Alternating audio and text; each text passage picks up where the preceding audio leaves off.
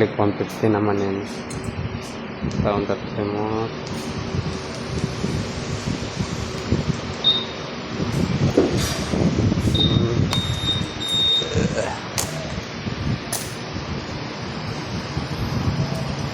May nagyapon niya check engine.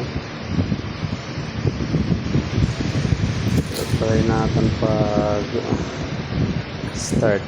So start ka. Start. So waray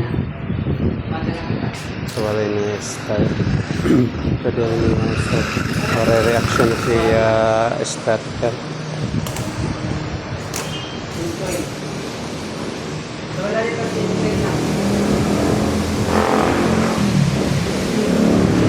Ayan, may da ako dede bagong arili. So testingan ko yun mo. First aid anay kita, so really anay kita, diri anay kita makadtuha iba. Ay di may mandaya na start.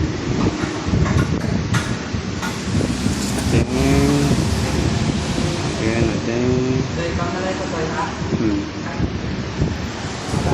testing ka akong relay. So, natangan ko last ko.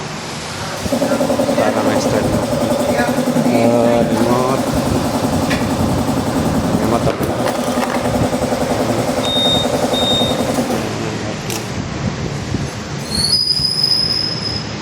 So, kin-reset ko, nawara niya check engine. So, niya basa kaninang check engine is one long and one short.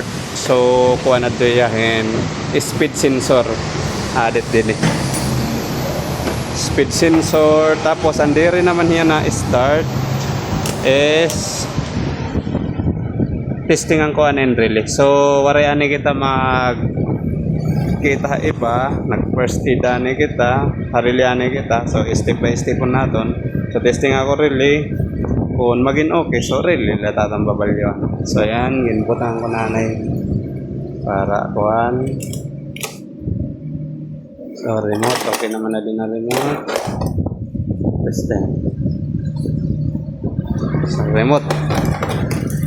So, makikita nga ni yung may nagbi-blink-blink din. Aniya kay symbol. So, pwede din rin niya nababasa ang remote or maluyan na liwat ang battery and remote. So, makikita natin maluyan na gihapon ito yung battery and remote. So, butangan ko adi. So, hadook natin ang remote nga di. So, ayan. So, ayan, umandar na. So, makikita natin nga 0-0 lati yung speedometer. So, amo ato niya problema liwat dito. Amo ato nga may check engine. Ano yung speedometer, speed sensor is may auto dito tiya wiring siguro or sensor.